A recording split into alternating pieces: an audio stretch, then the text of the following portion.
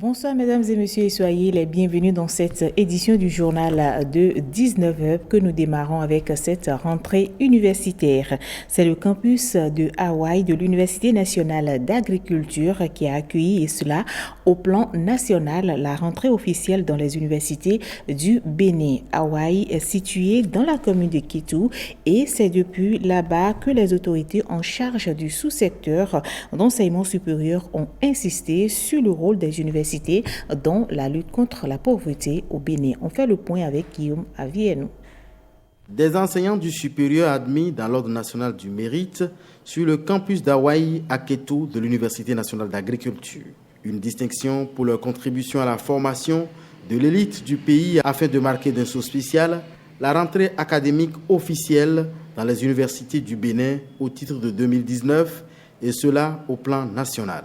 Le campus de Hawaï de l'UNA, une université thématique, accueille l'événement pour rappeler la place de l'innovation portée par les universités dans la création de la richesse au profit de la nation avec pour but l'éradication de la pauvreté. Les innovations sont générées grâce aux deux missions traditionnelles des universités, à savoir la formation et la recherche. La recherche produit les savoirs, les connaissances et les inventions. Et la formation transmet les savoirs, les connaissances et les compétences pour produire du capital humain. C'est ce qui explique que l'acteur principal des universités est un professeur, c'est-à-dire un enseignant-chercheur, qui n'est ni exclusivement un enseignant, ni exclusivement un chercheur. La rentrée académique, loin de paraître comme une simple tradition, insistent les autorités en charge du sous-secteur enseignement supérieur de la recherche scientifique, cette rentrée reste un moment de réflexion collective sur ce que doit être le dit sous-secteur dans le système éducatif béninois, et cela afin d'apporter sa contribution à la réalisation du PAG. Pour la mise en œuvre des projets prioritaires du PAG, il est attendu du sous-secteur de l'enseignement supérieur et de la recherche scientifique un rôle déterminant dans la transformation structurelle de l'économie de notre pays. Il est évidemment cité par Nelson Mandela que l'éducation est l'arme la plus puissante que peut utiliser toute nation pour transformer le monde. Réaliser donc une telle transformation nécessite davantage de main-d'œuvre de qualité, formée dans des filières de formation professionnelle de pointe. L'ambition de l'État, assure-t-on, est d'hisser les universités béninoises au rang des universités modernes de troisième génération. Et toujours dans le domaine de l'éducation, le ministre Maouyo Kakbo est allé présider la cérémonie de la rentrée officielle pour une formation de 2 ans de 50 nouveaux élèves inspecteurs. Une formation en adéquation avec la vision du gouvernement d'accorder du prix au suivi et à la formation continue des enseignants dans le secteur de l'éducation nationale au Bénin. L'école de formation du personnel d'encadrement de l'éducation nationale accueille le ministre des enseignements secondaires, de la formation technique et professionnelle. Le patron de ce sous-secteur de l'éducation nationale vient lancer officiellement la rentrée solennelle dans cette école de 50 nouveaux inspecteurs du secondaire. Des élèves inspecteurs recrutés sur la base d'une rigueur et d'une transparence saluée de tous ici. N'eût été cette bataille de transparence, d'équité et de justice, les vrais méritants peut-être seront pour la plus grande majorité à la maison. C'est la preuve que le gouvernement de la rupture est en rupture avec les mauvaises pratiques.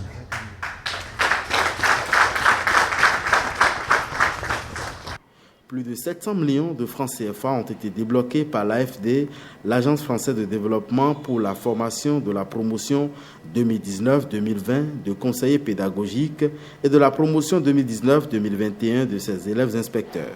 En décidant d'être l'unique bailleur de fonds de l'État béninois de ces formations, l'AFD voudrait accompagner la nouvelle organisation du suivi et de la formation des enseignants mise en place par le gouvernement.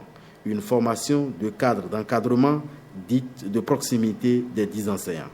Mon souhait est que la formation rénovée des inspecteurs et des conseillers pédagogiques développe chez vous les mêmes compétences et les mêmes qualités au service de la qualité des apprentissages au Bénin. À l'issue de la présente formation, il est recherché chez ceux qui y participent plusieurs compétences.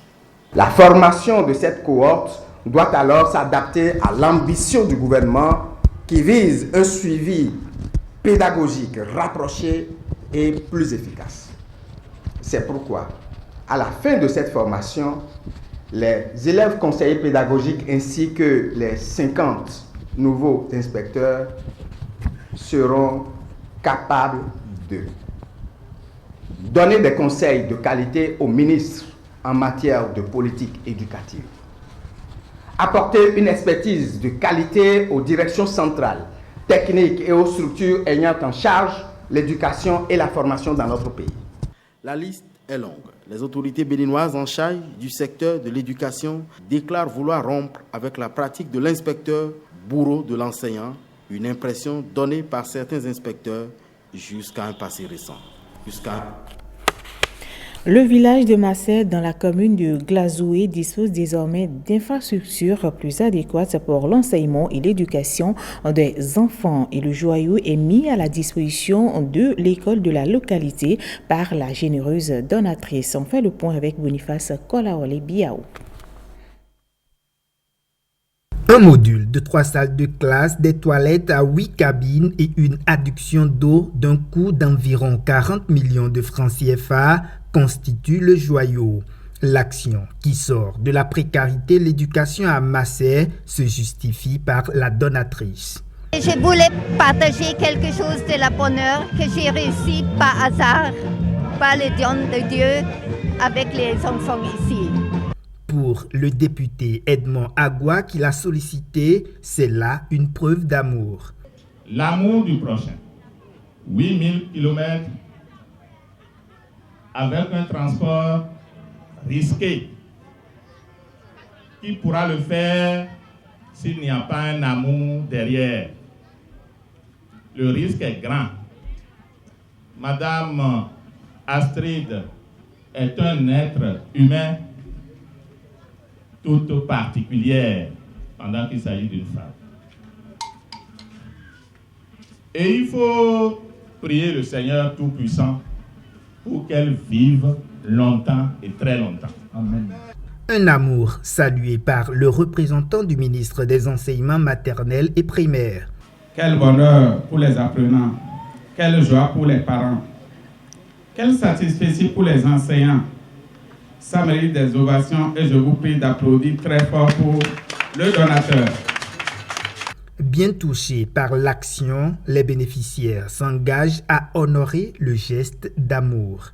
On a tout à notre niveau, donc on vous promet désormais que la réussite est garantie. Pour terminer, nous sommes entièrement joyeux de votre bienfait. Un appel est lancé à toute bonne volonté pour poursuivre cette action car il reste à meubler ces salles et pourquoi pas en construire d'autres. Et on fait un tour dans la cité des Koboro à présent, une mesure exceptionnelle du gouvernement dont la filière aide-soignant à l'école de formation médico-sociale à Parakou. Suspendue il y a quelques semaines, la filière ouvre de nouveau ses portes pour les étudiants de la deuxième année au titre de cette année scolaire. L'annonce a été faite par le ministre de l'enseignement technique et de la formation professionnelle et son collègue de la santé. On fait le point. Si le soin n'est pas bien donné, nous allons tous en pâtir. Deux ministres du gouvernement face aux apprenants, parents d'élèves et enseignants de l'école de formation médico-sociale à Parakou. Ils sont porteurs d'une bonne nouvelle. La filière aide-soignant s'ouvre à nouveau pour les étudiants de deuxième année exclusivement. Une mesure exceptionnelle du gouvernement qui n'est pas resté sourd aux cris de détresse des parents et apprenants. Occasion pour les deux ministres d'expliquer les raisons qui motivent la suspension de la formation des aides-soignants. Le véritable problème est de savoir l'adéquation entre le profil qui est formé et les besoins du ministère de la Santé. Ça fait 10 ans que cette formation a été créée. En 10 ans, il y a eu près de 10 000 apprenants qui ont été levés sur le marché de l'emploi. Il faudrait qu'on s'arrête pour nous demander ce que deviennent ces agents aides-soignants qui sont livrés sur le marché. Un aide-soignant n'est pas un infirmier. Les enfants que nous sortons d'ici prétendent effectuer cela et vont même au-delà. Je vous le dis, ils se transforment en griffe, en docteur. Ils sont partout.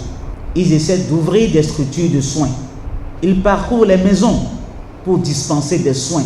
Chers parents d'élèves, le gouvernement et en particulier le ministère de la Santé ne peuvent pas être à la source de votre malheur. Nous sommes préparés à mettre en place un dispositif exceptionnel. Ce dispositif exceptionnel consiste à maintenir le statu quo de la deuxième année des aides-soignants, c'est-à-dire à ouvrir la deuxième année des aides-soignants. On se réjouit par rapport à cette information. À partir de lundi, deuxième année aide-soignante, troisième année aide-soignante vont commencer par faire les cours normalement. C'est notre nouvelle aujourd'hui, nous sommes très contents. Grâce à ce dispositif exceptionnel du gouvernement, les étudiants de deuxième année aides-soignants à l'école de formation médico-sociale à Parakou pourront terminer leur formation en troisième année. Après cela, la filière sera fermée conformément à l'arrêté de suspension de la formation des aides-soignants. L'arrondissement de Thiety dans la commune de Savalou a abrité le lancement de la campagne de sensibilisation des apprenants des cours moyens de l'éducation à la santé sexuelle et la prévention de la sexualité précoce dans les départements du Zou et des Collines. L'initiative est du ministre des Enseignements maternels et primaires qui a un double objectif, à savoir satisfaire aux droits des enfants et à une éducation sexuelle et aussi prémunir contre les grossesses précoces. Voici le point de Boniface Biarou Kolaole. Vous avez vu les collégiens enceintes. Est-ce que c'est bon? C'est pas bon, non? Je vais vous dire. Sans tabou, la guerre est lancée contre l'ignorance sexuelle des élèves dans les écoles et la déscolarisation. L'objectif poursuivi est sans embâche. Le sous-secteur de l'éducation des enseignements maternels et primaires s'est fixé pour objectif l'atteinte de la scolarisation primaire universelle de qualité et la promotion de l'éducation de base holistique et inclusive d'ici 2030. À travers cette action, le ministère entend accomplir un devoir qui est le sien. Nous avons le devoir de protéger nos enfants, souvent victimes de leur naïveté ou de leur fragilité, en répondant à leurs besoins en information sur la sexualité de façon pertinente. Le directeur départemental des enseignements maternels et primaires des Collines avoue que le plein épanouissement des enfants en dépend.